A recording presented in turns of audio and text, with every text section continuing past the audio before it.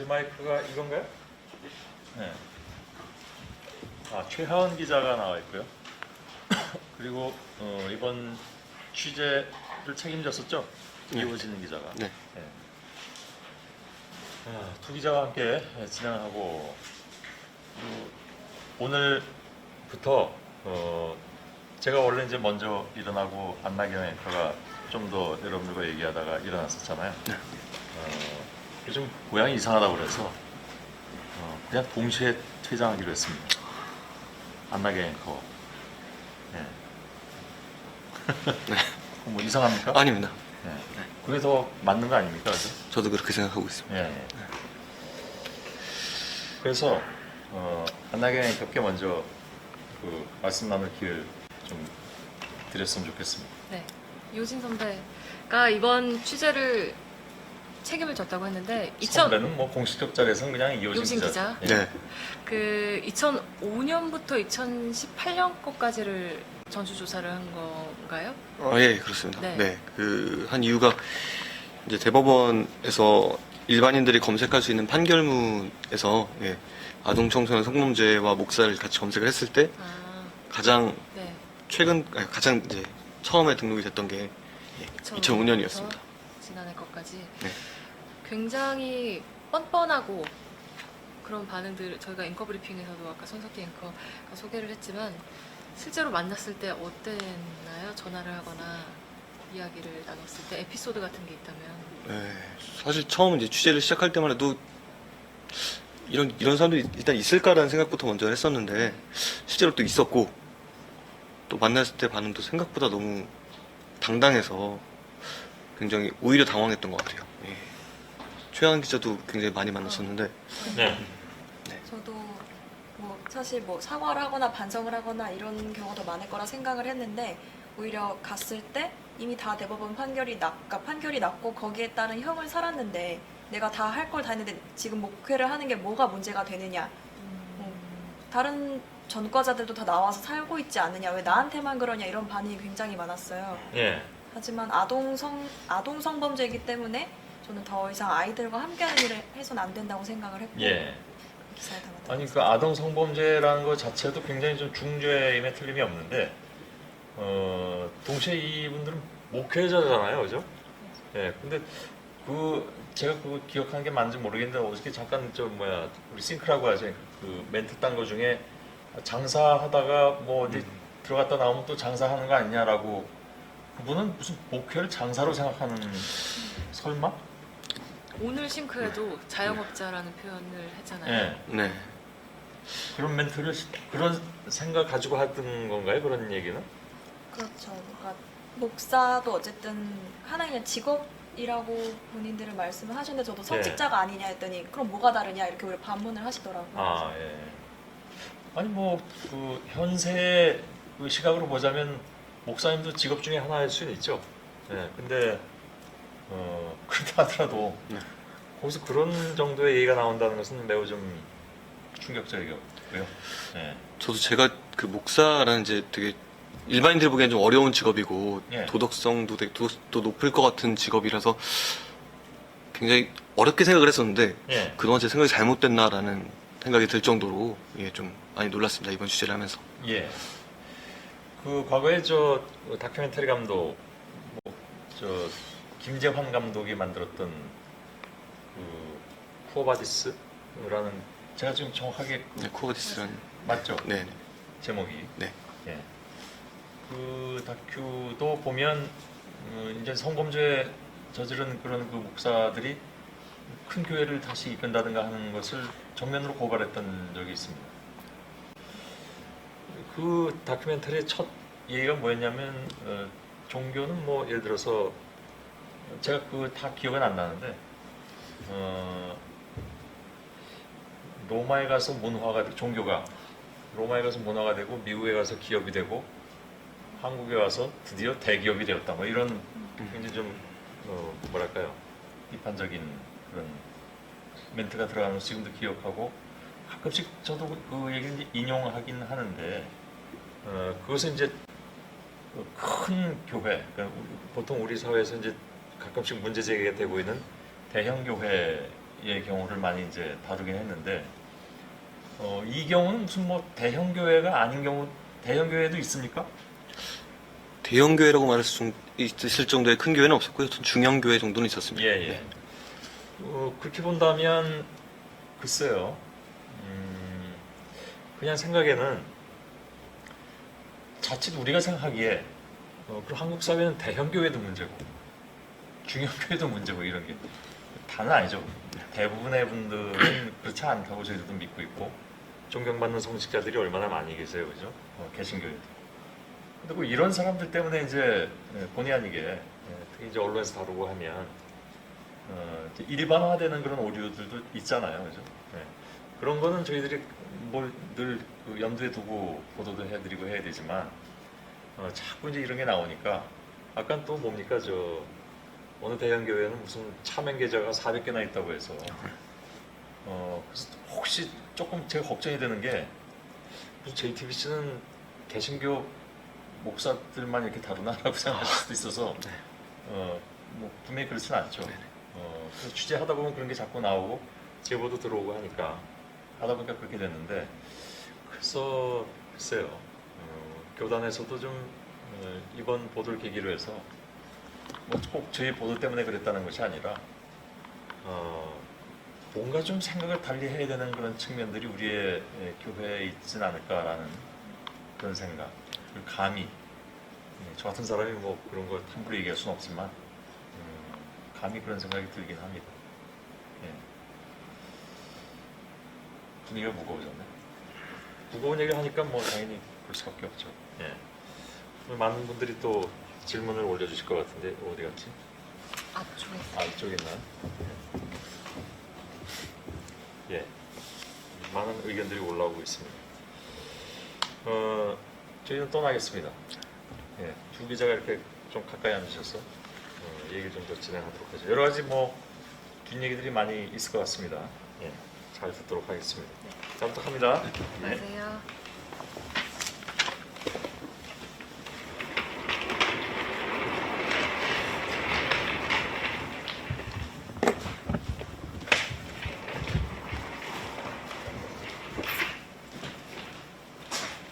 일단 자기소개를 좀 다시 하겠습니다. 저는 사회사무소 탐사플러스 팀에 있는 이호진 기자라고 합니다. 네, 저도 탐사플러스 팀에 있는 최하은 기자라고 합니다. 원래 그 같이 취재를 한 이제 박병현 기자가 같이 있는데 오늘 좀 다른 또 중요한 취재에 나가게 되어서 소셜 라이브는 출연을 하지 못하게 됐습니다. 3명이서 취재를 했고요.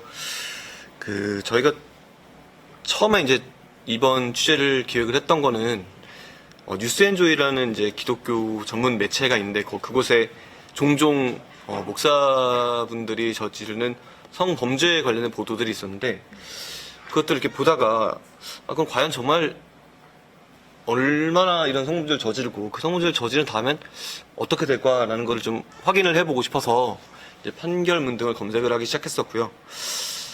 그래서 이제 이른바 79명이라는 숫자까지는 저희가 확인을 했는데 그걸 가지고서 이제 지금 그분들이 뭘 하고 살고 계신지를 확인하기 전까지만 해도 사실 그 21명이라는 그렇게 많은 사람들이 여전히 목회 활동을 하고 있을 거라고는 사실은 조금도 생각을 못 했었거든요. 특히 최하은 기자 같은 경우에는 또 기독교인이기도 해서 혹시 본격적으로 취재에 들어가기 전에 상황이 이 정도일 거라고 좀 생각을 했었네요. 어땠어요, 그때? 아니요, 저도 79명 중에 뭐 몇 명 정도는 계속 할 수도 있겠다라는 생각을 했어요. 예를 들어 뭐 집행유예가 나왔던 케이스도 있고 벌금형이 나왔던 케이스도 있기 때문에 뭐 그런 경우라면 굳이 외부에 알리지 않고 어떻게 보면 스스로는 가벼운 범죄라 생각을 해서 이어갈 수도 있겠다라 생각을 했었는데 실제로 저희가 교회를 찾아가 보고 수소문을 해보고 정말 전국을 누비다 보니까 정말 교도소에서 3년을 복역하고 나와서도 다시 교회를 운영하시는 분들도 계셨고 그런 식으로 한 명 한 명 체크를 하다 보니까 저도 처음에는 20명이 넘을 걸 생각을 못했어요. 근데 이제 취재를 마치고 총 몇 명이냐 하고 이제 엑셀로 카운트를 하는데 20명이 넘었더라고요. 그래서 저희가 파악했던 목사 중에 4분의 1에 가까운 숫자였고 그리고 지금 교도소에 수감된 숫자를 제외하고 나면은 거의 절반에 가까운 숫자였기 때문에 처음에 생각했던 것보다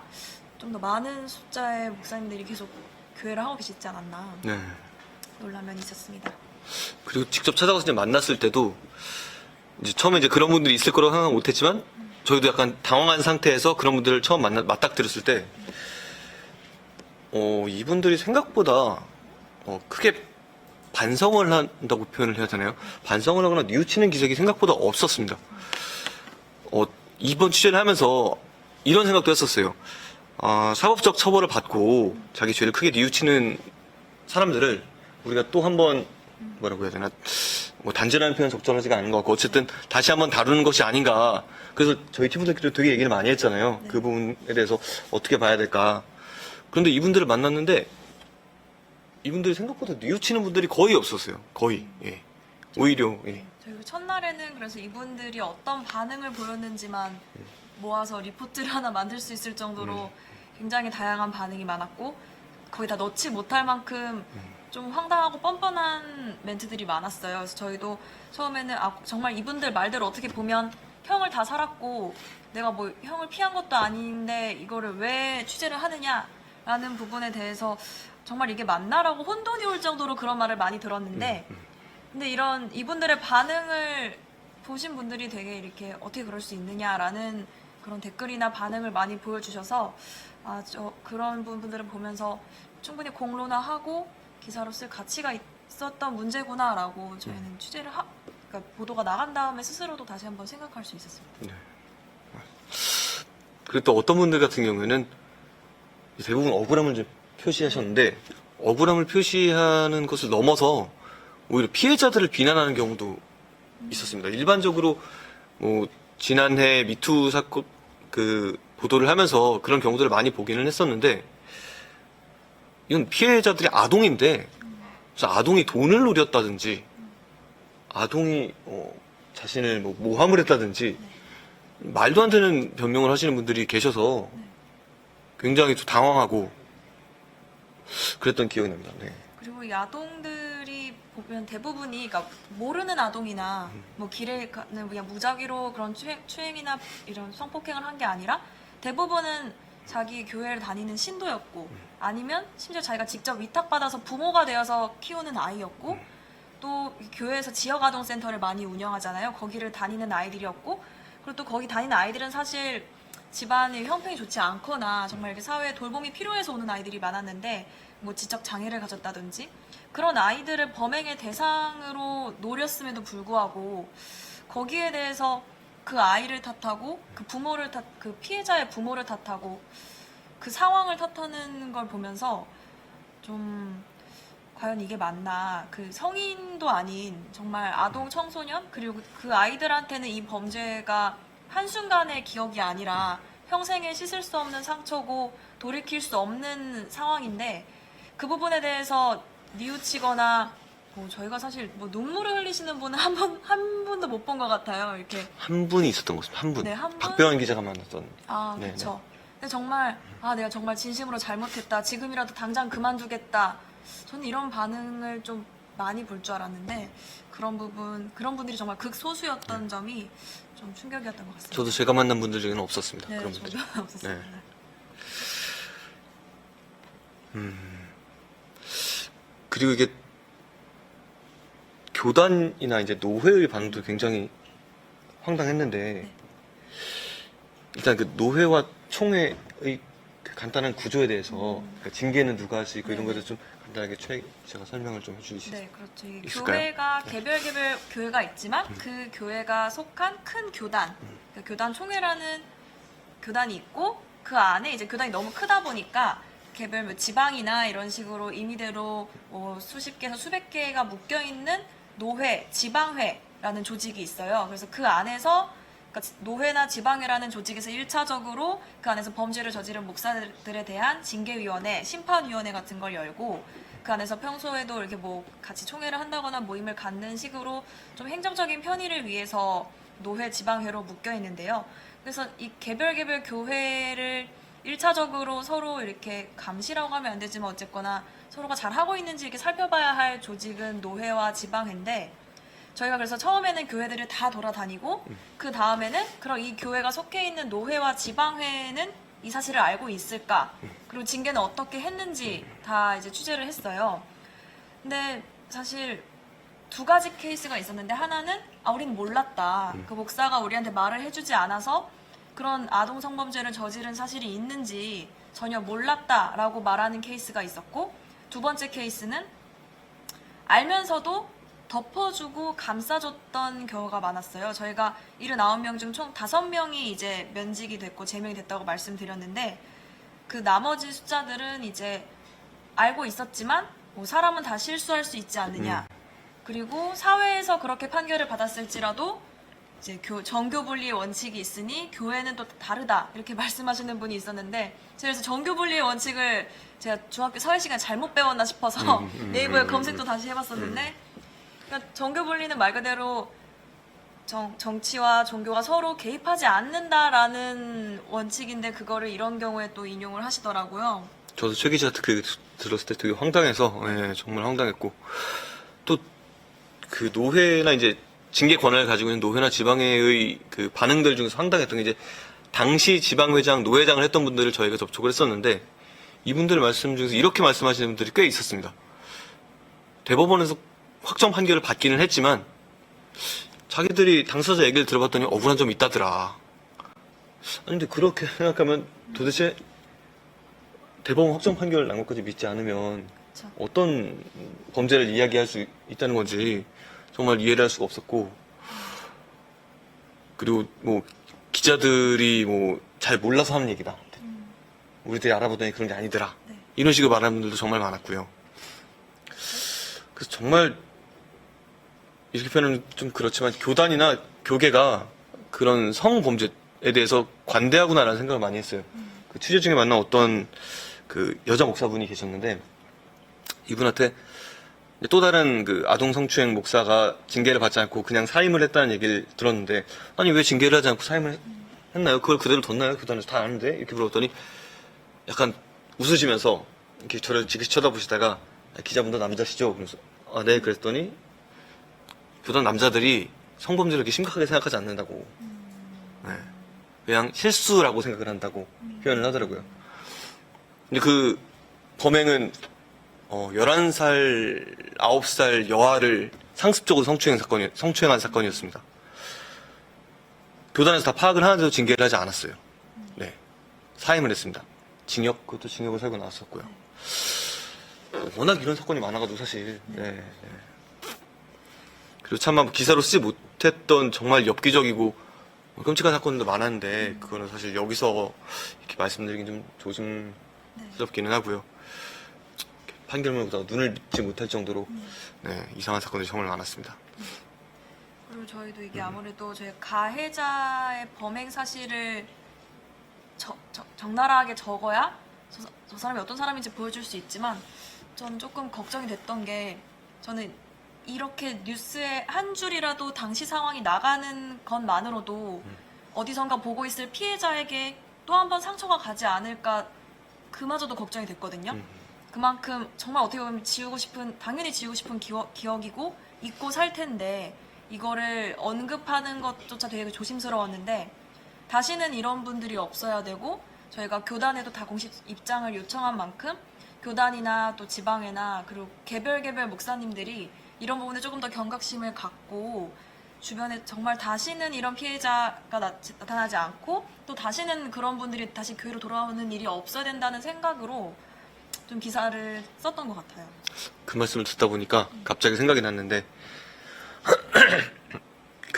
이제 저희가 10월 말까지 판결문을 확인을 했다고 처음에 말씀을 드렸잖아요. 근데 그 뒤에도 한번 가서 판결문을 다시 확인을 했는데, 10월 말 이후에도 아동 청소년 성범죄를 저지른 목사들이 유죄 판결을 받은 경우가 몇 건이 또 그 사이에 또 생겼더라고요. 불과 2달 사이.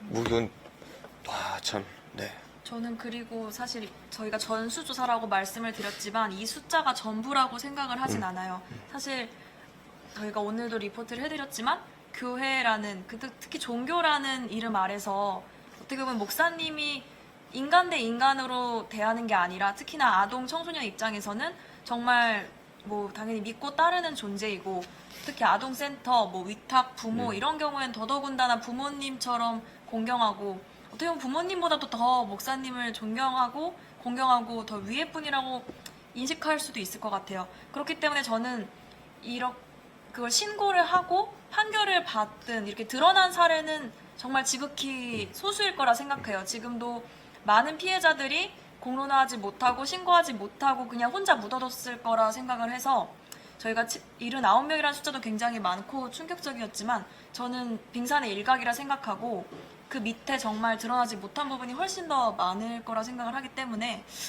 그런 부분들도 저희가 조금 다뤄야 된다라는 생각이 들었어요. 네, 맞습니다. 지속적으로 저희가 계속 관심을 가지고 지켜볼 예정이고요. 네.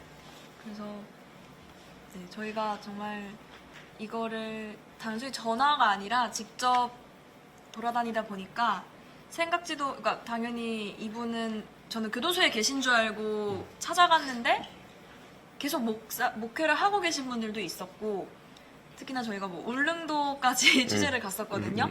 왜냐하면 전화나 뭐 이렇게 수소문만으로는 어려운 점이 있어서 직접 신도들도 만나고 성도들도 만나고 주민분들도 만나면서 한 조각 한 조각 맞춰가면서 취재를 했는데 좀 정말 이번 기회로 단순히 저희 3일짜리 보도에 그치지 않고 좀 많은 게 변화했으면 좋겠습니다. 아, 그리고 방금 신도분들 말씀하시니까 생각이 떠났는데 그 신도분들이 이런 아동 청소년 성범 범죄를 저지른 목사들을 옹호하시는 경우가 적지 않았습니다. 어떤 교회는 찾아갔을 때 이제 저희가 이런 일 때문에 왔습니다 했더니 갑자기 제 손을 딱 잡아 끌더라고요. 아, 잘 왔다고 얘기 좀 들어보라고. 우리 목사님 얼마나 억울한 일을 당하셨는데.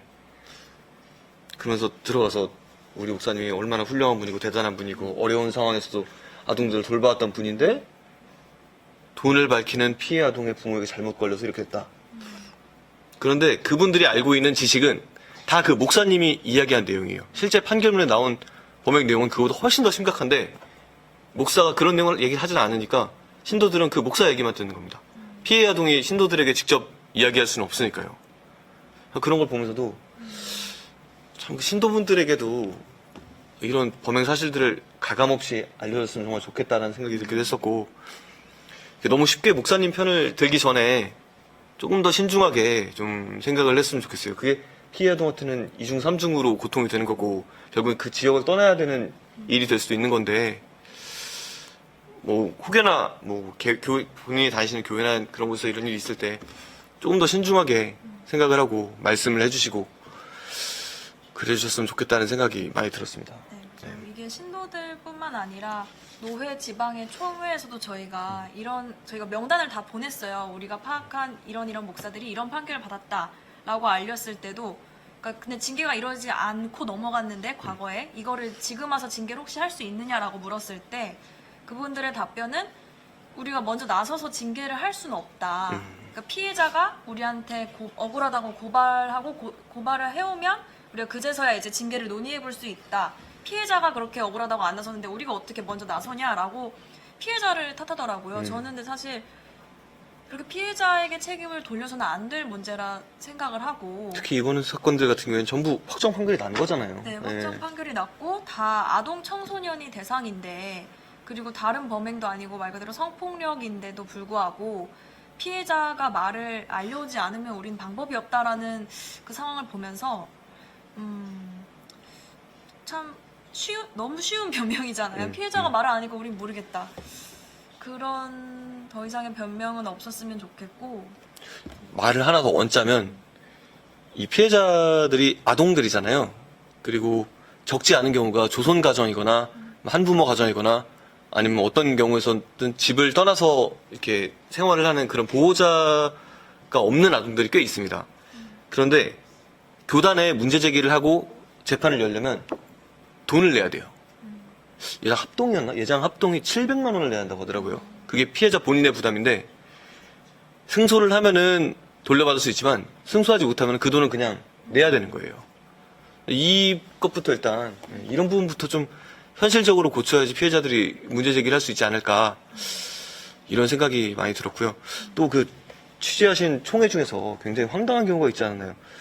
한 총회, 그러니까 한 교단 같은 경우에 처음에는 저희가 그 제시한 목록에 대해서 검토를 해보겠다라고 네. 했다가 뭐 바뀌면서 네. 예, 다른 답변이 나온 경우가 있지 않았어요? 네, 저희가 한 교단 같은 경우에는 저희가 처음에 이제 명단을 보내고 여기에 대한 입장을 듣고 싶다 했더니 처음으로 와라 얘기하고 싶다라고 했던 교단이 있었어요. 저는 그때 조금 의외였는데 그래서 가서 직접 그런 총회 임원분들을 만나고 저희가 전달한 명단에 대해서 자기들이 파악한 이렇게 내용들을 알려주고 며칠 내로 이제 공식 입장을 정리해서 전달을 하겠다 했어요. 근데 그 다음 주에 갑자기 연락이 오더니 임원이 바뀌었으니까 그때 다시 그분이 새로운 입장을 줄 거라는 거예요.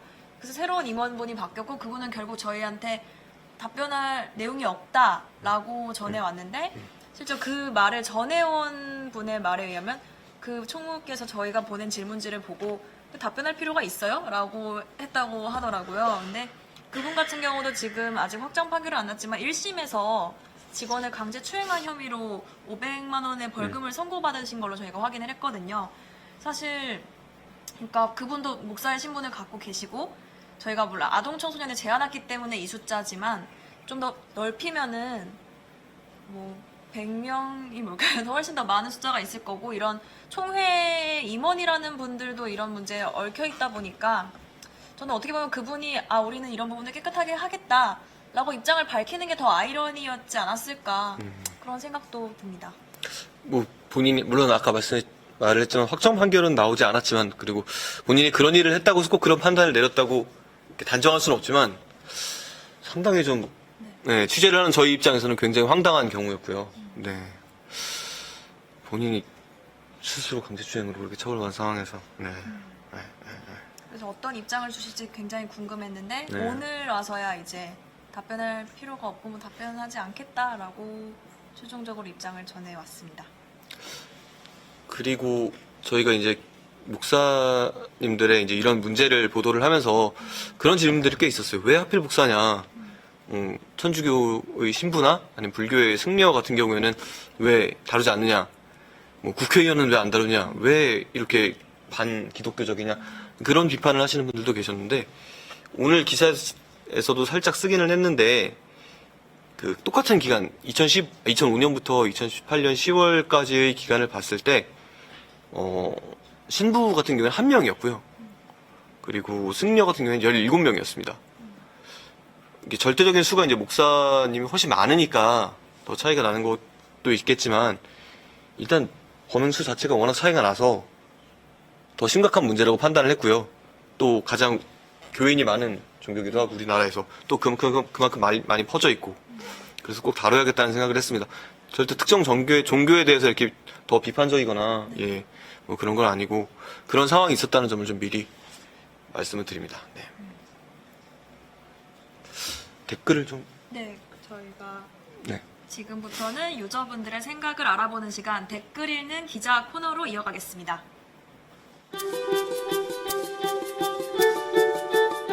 여러분의 목소리를 들려주세요.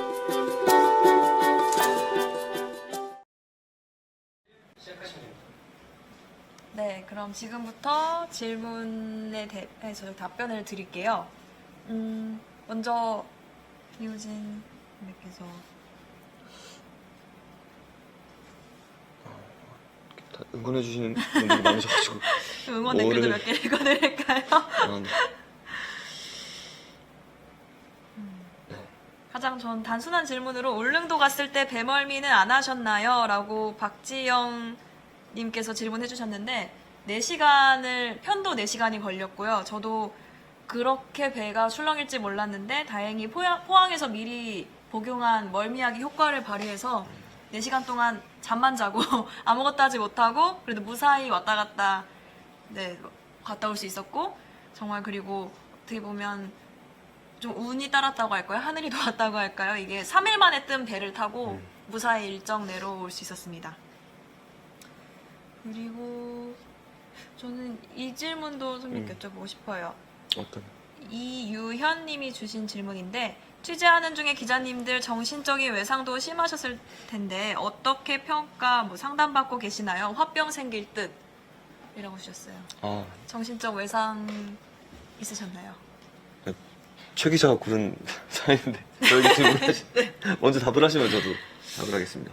외상 사실 피해자들이 입었을 상처나 그런 거에 비하면 저희가 상처를 받았다고 말하기도 부끄럽지만 조금 고민도 많이 했고 그런 사실 어떻게 보면 어쨌든 성범죄자를 만나는 일이다 보니까 가는 길에 좀 스트레스도 많이 받았고 가서 사실 저희가 환영받는 존재가 아니고 험한 말을 듣는 경우도 있었고 정말 억울하다 읍소하는 경우도 있었고 그런 거에 대해서 좀 스트레스 정도가 평소보다 심하긴 했어요. 그래서 저희 회사 내에도 또 치유 프로그램이 있다고 하지만 그래도 이렇게 또 기사를 쓰고 보도하면서 어느 정도는 좀 치유 아닌 치유가 된 것 같아요. 이거를 쌓고 쌓다가 그래도 어쨌건 짧은 문장이지만 담아가면서 그리고 시청자분들께 알려드리면서 조금은 내려놓은 느낌입니다.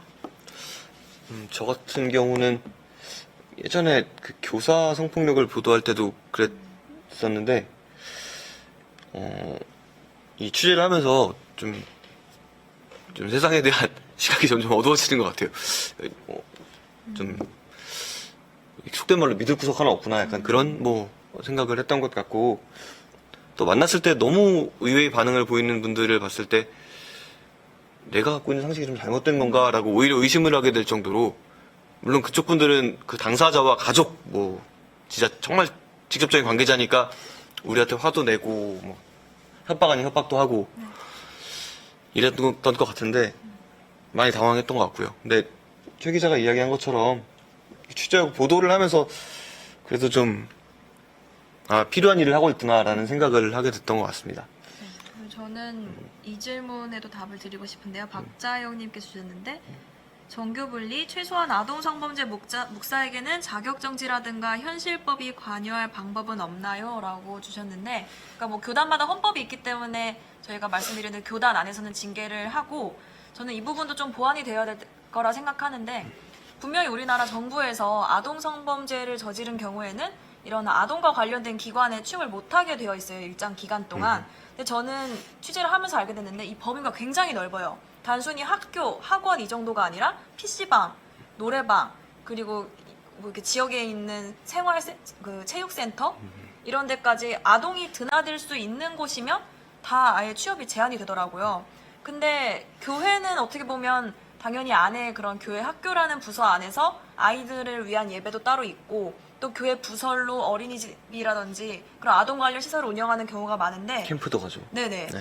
근데 그런 저는 사실 교회도 이 아동성범죄자 취업 제한 기관으로만 들어가면 다 돌아올 일은 없을 거라 생각해요. 왜냐하면 정부는 당연히 그런 범죄 경력을 취합하고 이런데 전사상의 문제가 없으니까 사실 그렇게 정부에서 도입만 된다면 가장 간단하게 돌아오는 목사들을 막을 수 있는 방법이 되지 않나 그런 생각이 들기도 합니다. 교단뿐만이 아니라 현실법을 운영하는 정부에서도 좀 보도를 주의 있게 봐주셨으면 그런 생각이 들고요. 저희끼리도 막 이야기하고 있었는데 아동 청소년을 대상으로 성범죄를 저지른 목사들이 아이들을 맞이하고 아이들과 같이 어울리는 모습이 저희들끼리는 진짜 공포영화 같다고 표현을 했어요. 아니 진짜 눈앞에서 펼쳐지는 현실을 믿을 수가 없으니까 정말 저게 있을 수 있는 일인가. 네.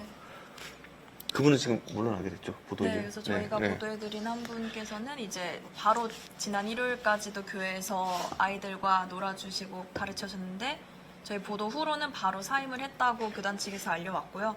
저도 그걸 보면서 근데 사실 그러니까 막 거짓으로 놀아준다고 생각은 안 했어요. 근데 그걸 보면서 그래도 그래서 이 사람을 우리가 보도하는 게 맞는가 한 개인을 그 고민을 좀 했었는데 사실 그 아이들 그리고 그 아이들의 부모는 이 사람이 적어도 이런 전력이 있다라는 걸 알 권리는 있다고 생각해요. 제가 부모라든지 아니면 그런 입장이 됐을 때 모르고 그 아이를 맡겨서는 안 된다고 생각을 했습니다. 네, 맞습니다. 다른 질문도 골라볼까요? 서울 지역만 조사한 건가요? 지방 어디까지 조사한 건지요? 라고 허혜숙님께서 물어보셨는데 네, 서울지역만 조사한 게 아니고 우리나라를 다 조사했습니다. 그리고 그 79분 중에 한 분은 필리핀에 계시던 분도 있어요. 필리핀에서 수십 년 동안 선교 활동을 하는데 지인의 딸을 강제추행해서 국내 법원에서 실형을 받으신 분이 계셨습니다. 그리고 실제 사례 중에 사실 서울은 많지 않았어요. 인구수가 절대적으로 많음에도 불구하고 굉장히 뭐 이렇게 시골이나 지방에 위치한 교회가 많았는데 아무래도 오히려 그런 교회에서는 그러니까 교회가 그 지역 사회에서 갖는 위치라든지 그 아이들이 그 교회에서 보내는 시간이라든지 그 목사의 위치가 훨씬 더 권위적인 부분도 없잖아 있기 때문에 그런 부분들도 많지 않았나 그런 생각도 했습니다. 네. 오늘 이제 저희가 준비한 거는 여기까지고요. 아까 최양 기자도 이야기를 했지만 그 3일 동안의 보도에 그치지 않고 지속적으로 관련 문제에 대해서 챙겨보고 또 문제의식을 발전시킬 수 있는 부분이 있는지 계속 고민해 보겠습니다. 네. 네. 감사합니다. 네, 감사합니다. 감사합니다.